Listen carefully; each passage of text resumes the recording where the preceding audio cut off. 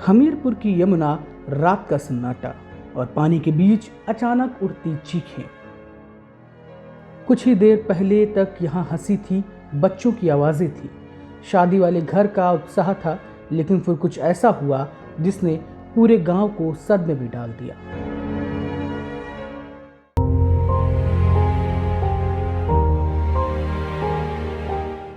उत्तर प्रदेश के हमीरपुर जिले के कुरारा थाना क्षेत्र का कुतुबपुर गांव, जहां देशराज निषाद के घर बेटी की शादी थी।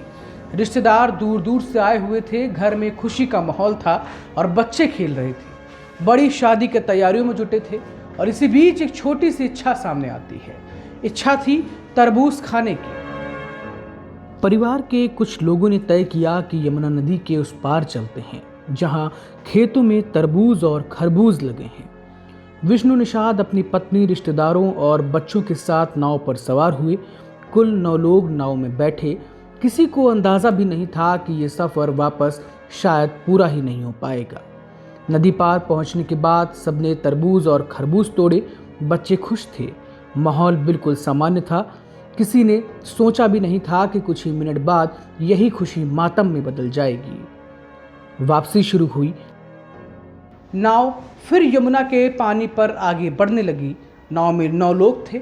फल रखे हुए थे। रात गहरा रही थी और तभी अचानक नदी के बीचों बीच नाव अनियंत्रित हो गई। कहते हैं हादसे कभी चेतावनी देकर नहीं आते। कुछ ही सेकंड में नाव डगमगाई, संतुलन बिगड़ा और देखते ही देखते सभी लोग यमुना में गिर गए। चारों तरफ चीख पुकार मच गई। अंधेरे में बच्चों की आवाजें गूंजने लगी। कोई मदद के लिए चिल्ला रहा था तो कोई पानी में हाथ पैर मार रहा था, लेकिन यमुना का तेज बहाव किसी को मौका नहीं दे रहा था। विष्णु निषाद किसी तरह तैरकर बाहर निकल आए। एक बच्चा भी अपनी जान बचाने में कामयाब रहा। एक और बच्चे को मछुआरों ने किसी तरीके से बड़ी मशक्कत के बाद बाहर निकाल लिया, लेकिन बाकी बचे लोग यमुना के अंदर समा गए। यमुना के पानी में लापता हो गए। इनमें एक महिला और 5 मासूम बच्चे भी शामिल बताए जा रहे हैं। घटना की जानकारी मिलते ही पुलिस और प्रशासन मौके पर पहुंचा। गोताखोरों को उतारा गया। पूरी रात रेस्क्यू ऑपरेशन चलता रहा। नदी किनारे परिजनों की भीड़ जमा रही। हर गुजरते मिनट के साथ उम्मीद कमजोर होती जा रही थी। जिस घर में शादी के गीत बज रहे थे, वहां अब सिर्फ और सिर्फ रोने की आवाजें थीं। ऐसी एक घटना कुछ दिन पहले भी मध्य प्रदेश के जबलपुर में हुई थी, जहां क्रूज में सवार लोगों की मौत हो गई थी। क्रूज हादसे का शिकार हुआ था। इस तरह की घटनाएं कई सवाल खड़े करती हैं। एक छोटी सी लापरवाही और पूरा परिवार तबाह हो जाता है।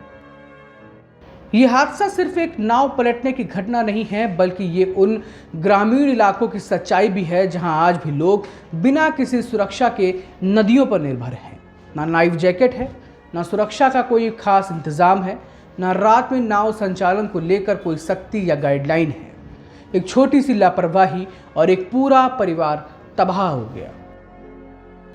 सबसे बड़ा सवाल यह है कि क्या यह हादसा टाला जा सकता था?